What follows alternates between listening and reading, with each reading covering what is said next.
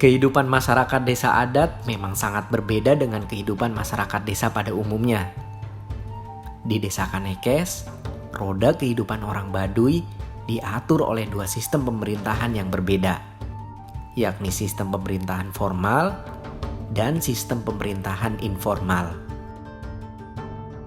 Sistem pemerintahan formal mengacu pada sistem pemerintahan negara Republik Indonesia yang diberlakukan untuk mengatur seluruh desa di negeri ini. Secara formal, Desa Kanekes dipimpin oleh seorang kepala desa yang disebut sebagai Jaro Pamarentah. Sementara itu, sistem pemerintahan informal merujuk pada sistem pemerintahan lokal atau sistem pemerintahan adat. Sistem pemerintahan adat ini berupa lembaga kepuunan yang mengharuskan warganya tunduk dan patuh dengan aturan adat yang berlaku. Hukum kehidupan adat di sini dilaksanakan di bawah kendali pemimpin adat tertinggi, yaitu seorang puun.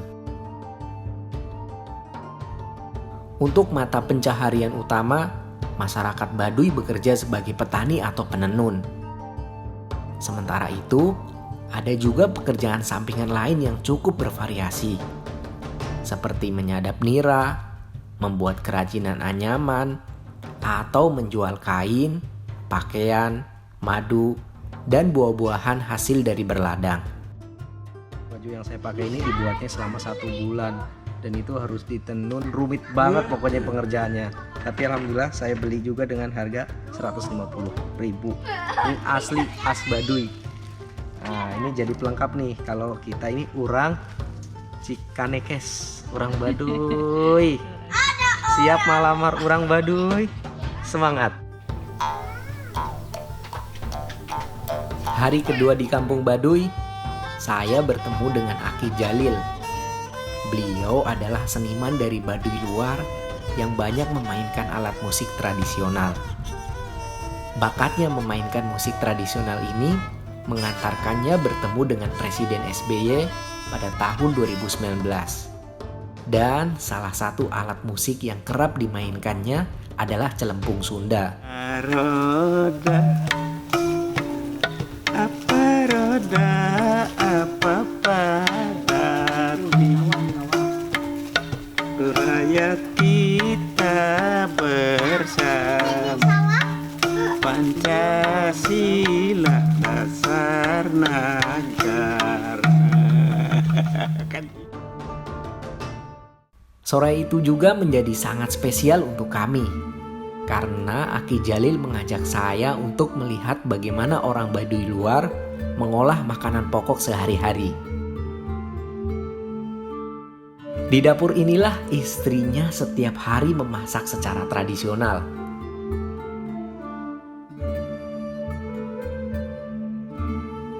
Meski sudah mengenal praktek membeli makanan dari luar kampung, suku Baduy luar masih menggunakan cara tradisional dalam mengolah makanan, yakni hanya menggunakan tungku tanah liat dan kayu bakar saja.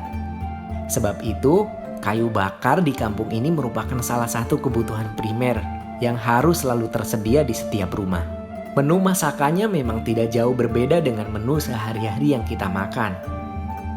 Tetapi, di sini kita menyaksikan secara langsung keunikan orang Baduy luar memasak nasi dan lauk pauk dengan cara yang berbeda. Tentu juga cara memasak seperti itu berpengaruh pada cita rasa masakan khas Baduy itu sendiri.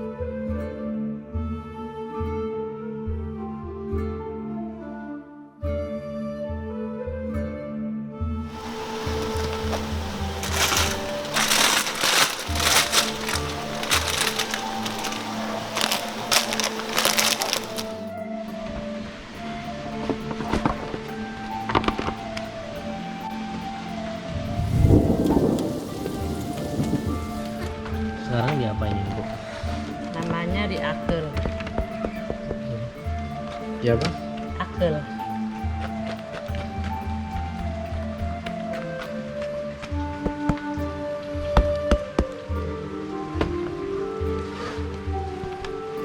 Udah matang kan ini kan? Matang.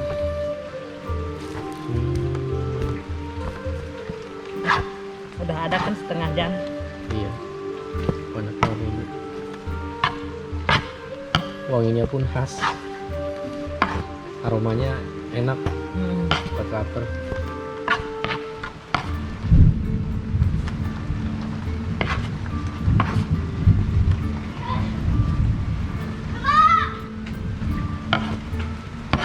Yadi datang.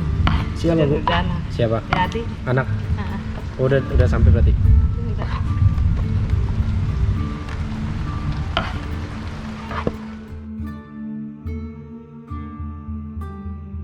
Sajian masakan khas Baduy siap dihidangkan. Nasi, ayam goreng, dan sambal khas Baduy. Dengan segera, Aki Jalil mempersilahkan saya untuk mencentong nasi dan mengambil lauk pauk yang tersaji. Dan saya menganggap ini menjadi momen spesial. Makan bersama musisi dari Baduy luar. Kalau kurang enak, maaf ya. Oh, ini aromanya udah enak nih.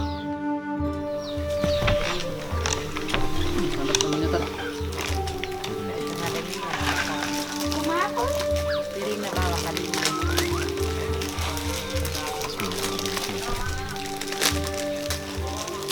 Nggak pedas sambalnya. Udah beres ya?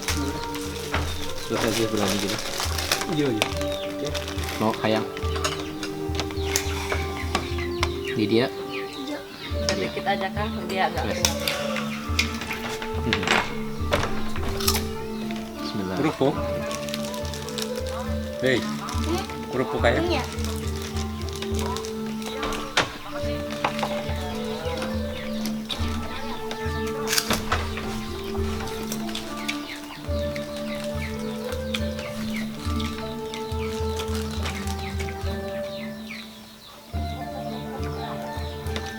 Di Bali makan sama ayam keren. Di Bali makan sama ayam.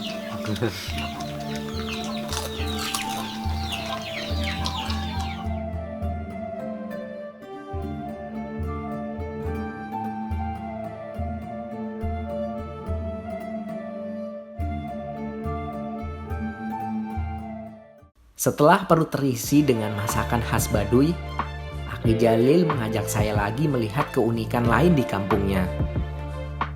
Ikuti terus perjalanan Baharsa Jelajah di Kampung Baduy.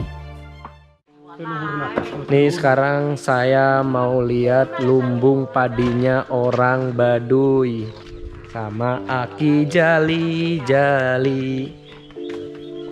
Ini anaknya nih. Ini anaknya. Iya, si Jali. Tahu ya? Nih kita jalan ke sana. Jadi nih teman-teman, atap rumahnya orang-orang Baduy ini pagi ini nih. Ini namanya daun kira ya. daun kira. Daun kira nih. Kalau udah jadi namanya atep. Ini kira-kira bisa bertahan sampai berapa tahun ya?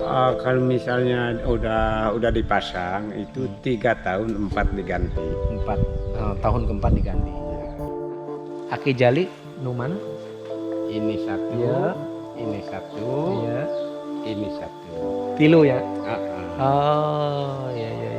Semuanya padi di dalam itu. Iya, di dalamnya ini padi. Oh, dia biasanya padi kalau disimpan di situ bisa bertahan berapa lama? Tidak busuk? Cuma puluhan tahun, Puluhan kuat. tahun ya? Kuat ya. 30 tahun kuat. Boleh nggak kita ngeliat ke dalam? Kayaknya sekarang acara nyimpen padi itu kan ada acara dipakai mantra. Itu ada perjanjian 40 hari 40 malam. Itu tidak boleh dimasukin. Kalau ngeliat dibuka boleh? Belum boleh. nggak berani saya. Karena itu melanggar perjanjian. Perjanjian. Iya. Jadi dilihatnya kita boleh lihat kapan itu? Ayo masih jauh. Kurang lebih 20 hari lagi. 20 hari lagi. 20 hari baru bisa Baru bisa dilongok. Masuk ke dalam bisa. Iya. Sekarang Tapi saya bentuknya dari luar kayak gini ya. Kalau pintunya sendiri di mana pintunya? pintunya di sebelah sini. Awas, Ceng. Jangan nanti jatuh.